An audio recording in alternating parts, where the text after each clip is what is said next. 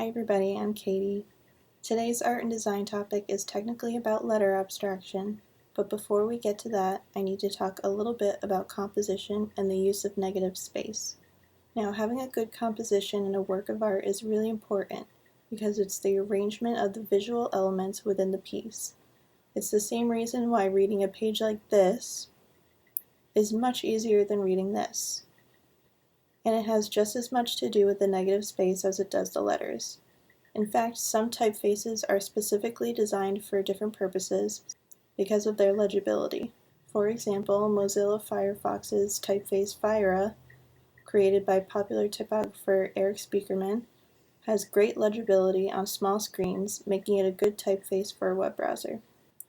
Not to get too much into the history of typography, but if you ever did want to read up on it, because it is pretty interesting, Just My Type by Garfield is a great option because it talks about it in forms we're all familiar with, like TV show logos and album covers and even stock exchange listings.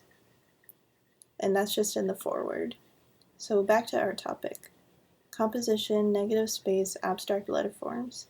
Composition, how things are arranged, can set up a lot about the piece of art or design. If it's really busy and chaotic, it certainly won't be calming to the viewer. It may be hard for them to look at for any length of time. They won't want to engage with it because there's just too much going on.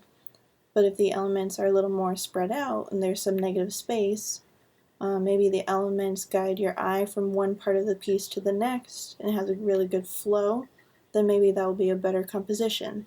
Though it also depends on which you'd rather achieve, whether you want it to be disorderly or tranquil, and which you find more captivating or what tone you'd like to set. And yes, you can do that with just a few letters.